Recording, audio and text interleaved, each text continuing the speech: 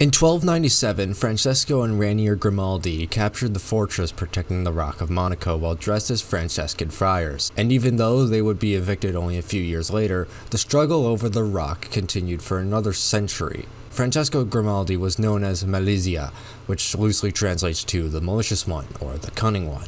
Little did Francisco know that more than half a millennium later, he wouldn't be the only cunning one to captivate Monaco. Get the car in, a little bit of fishtail. Now the traction, above all, it's important. Clean in and a quick time from Schumacher, but is it again? Fractions slower than Damon Hill.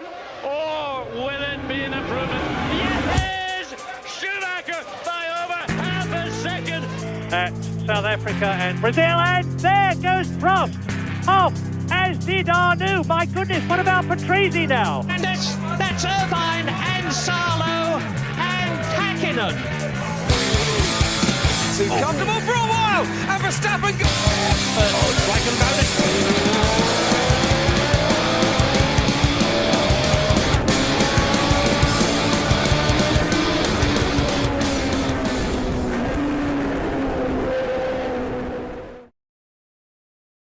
In the northwest of England at 4:30 a.m. on August 30th, 1867, the first ever auto race would be held, and about 83 years later, the first ever official F1 World Championship race would take place at Silverstone in the East Midlands of England. The race would be won by an Italian Alfa Romeo driver, Giuseppe Farina, who would later go on to win the World Championship title. But in that season, Farina only managed to win 3 of the 7 races, and one of the races he missed out on the win at was the Monaco GP, in which his Alfa Romeo teammate, Juan Manuel Fangio, would beat him to the win due to a wave from the harbor that flooded a section of the track, causing Farina to spin.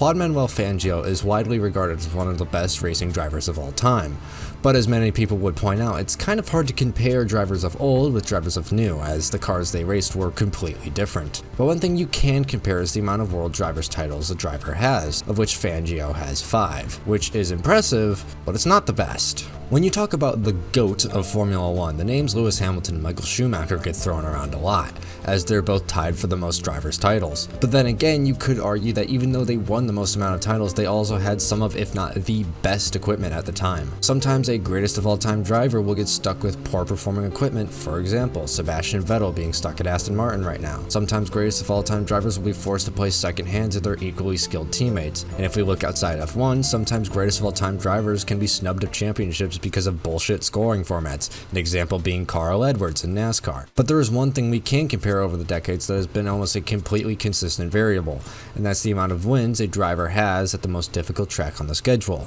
Monaco.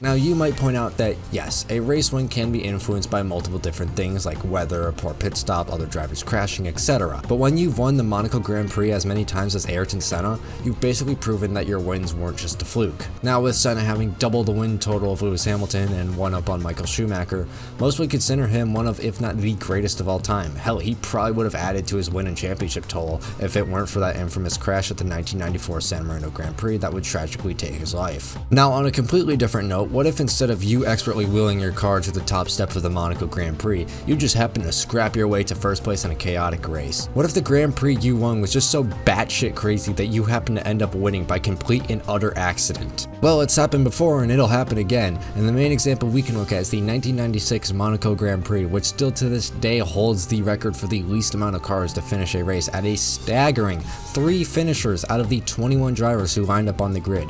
And out of those 3, Olivier Panis managed to keep himself and his Ligier out of trouble and end up with the victory, followed by David Coulthard and Johnny Herbert. This would end up being Panis' first and only win in F1. Just to give you an idea of how much Ligier was struggling when Panis got his first win, Ligier would fold almost immediately after season's end, and the team would be bought up by Alain Prost and renamed to Prost Grand Prix, of which fared even worse than Ligier, closing their doors in 2001. When you have a track like Monaco, which has such a minuscule margin for error, and even though the speeds aren't as high as other tracks, crashes here happen almost every season, and more often than not, they're more dangerous than you'd think. During the 2015 Monaco Grand Prix, Max Verstappen would be following closely behind Romain Grosjean. When going into turn 1, Max would lock up under braking and hit the rear right tire of Grosjean, sending Max full speed into the barrier, suffering a 30G impact. While Max wasn't injured in this incident, in 2011 Sergio Perez wouldn't be so lucky as he suffered a concussion after slamming into the barriers at the Nouvelle chicane due to a crash under braking after exiting the tunnel. Even though Perez suffered a concussion and Max was hit with 30 Gs,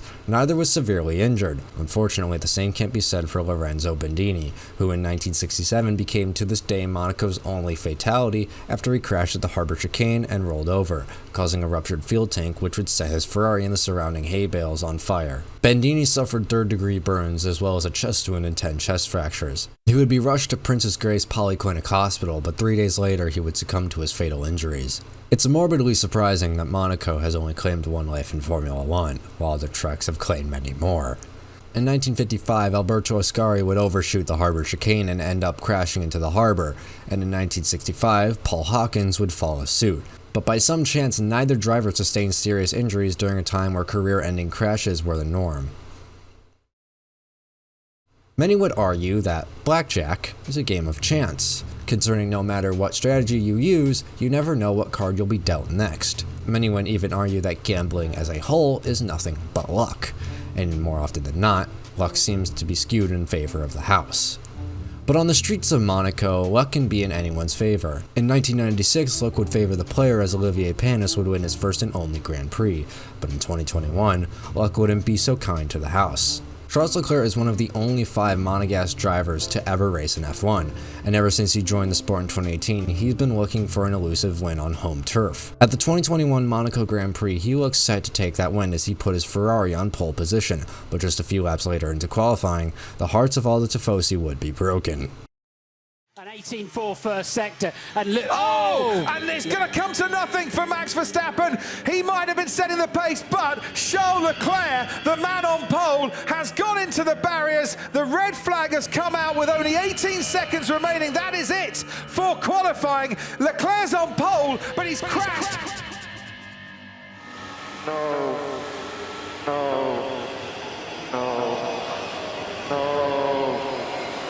Go.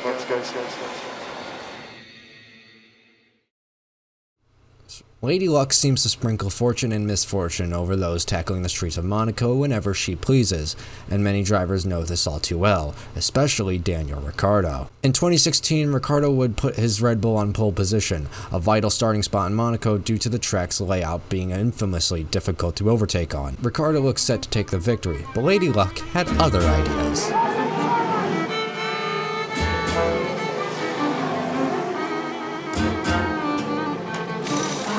Sat there waiting. Did he make the call? Did the team make the call? Whoever made the call, the tyres weren't ready. Super soft tyres going on. Hamilton now. For reasons that are still unknown to this day, Daniel Ricciardo's pit crew had grabbed the wrong tires and ended up having to go back for the correct tires as Ricciardo pulled into this pit stop. Ricciardo would end up coming out of the pits behind Lewis Hamilton and finishing the race in second. Don't know, and right now I don't want to hear it. I don't want to hear anything. I want to get out of here, to be honest. You know, again, I feel I've delivered and done everything I can and not been rewarded. Lewis has a trophy today, and a bit like 2 weeks ago, felt that should have been me, and it wasn't. For as much as Lady Luck loves to laugh at the misfortune of the drivers, every once in a while she likes to let luck be so kind to the player, as in 2018, Ricciardo would get his redemption at Monaco, taking his first win on the famous street circuit. He wins the Monaco Grand Prix, and he will celebrate that for a long, long time to come. Verstappen. Absolutely amazing. I don't know how you did that, Daniel. Incredible. Holy tomorrow. Cheers, boys. Redemption.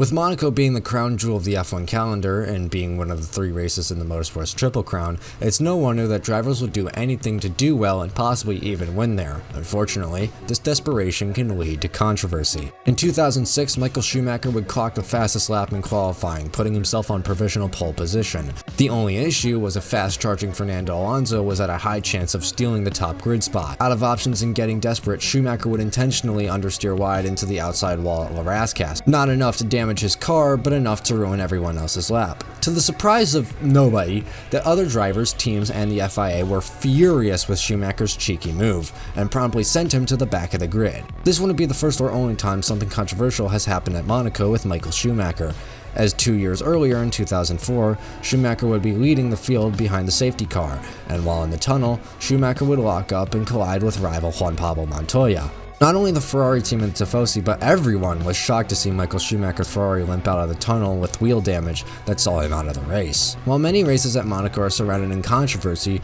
the streets of the Principality have also played host to many drivers' record-breaking feats.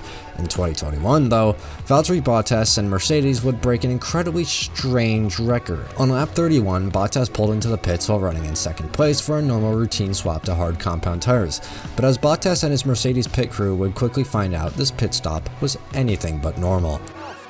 Someone needs to get a big hammer and try and give it a shunt with that, because at the moment that tyre is not budging, and this is Valtteri Bottas's race being ruined before your very eyes. Somehow, the wheel nut had managed to cross-thread and strip itself of the threading necessary for the wheel gun to attach and detach the nut from the wheel. This in turn resulted in Valtteri Bottas technically acquiring the record for the longest recorded pit stop in F1 at an astounding 43 hours, a record which he still holds as of writing this video. Another record still yet to be broken as of writing is the most amount of wins at the Monaco Grand Prix, which is held by legendary F1 driver Ayrton Senna. But for as many wins as the Brazilian has at the famous track, Senna nor Schumacher nor Hamilton could even match the legacy of the ultimate gentleman racer, Mr. Monaco himself, Graham Hill.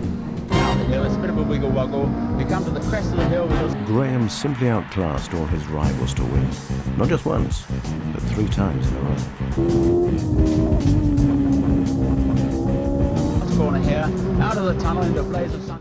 Graham Hill, 2-time F1 World Drivers' Championship and father of 1996 champion Damon Hill, had an unusual start to his motorsports career. As a late bloomer at age 24, Hill would visit Brands Hatch for a paid test drive in a Formula 3 car, paying just 20 shillings for 4 laps around the track. But after those 4 laps, Hill became enthralled in Grand Prix racing, even though he lacked the funds and even a driver's license. Though what Hill did have was skill and a charismatic personality, and even though nowadays a Formula 1 drive costs millions of dollars and a successful career in junior categories, back in the 50s, if you were skilled enough, you could talk your way into the cockpit, which is exactly what Hill did with Lotus. Hill would make his debut in 1958 at the track he would become most associated with, and even though he would DNF with a half-shaft failure, he would go on to begin his winning streak 5 years later in 1963. While Hill may have not been the best driver ever, he certainly was the most versatile. To this day, he remains the only driver to win the motorsport's Triple Crown,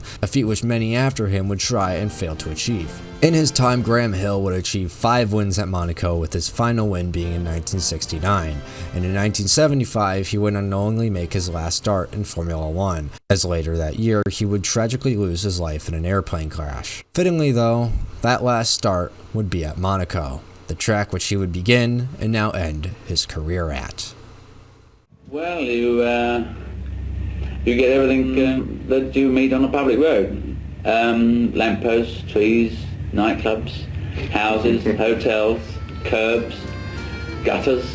You know, it's a proper road race, and in the true meaning of the word, where when motor racing was first originated, it was on the public roads, on the public highway. Well, can you give us a sort of mental drive round this course? From the start, you go down to Sandoval, which is a right-hander. How far is that? Well, that's the first bend after the start. Now, this is probably the fastest bend on the course. We flash up the hill there and change gear about halfway up into fourth, back into fourth again. Then you're down into third again for a left-hand into the Casino Square. Come into the Casino Square in a great flourish, because everybody's there, and all your friends in the Hotel de Paris, of course. And you arrive all crossed up nicely, and you've just got time to flick it straight, little short squirt, and then you put it into a right-hand drift to go around the casino square and down the hill. Now here's another tricky corner, because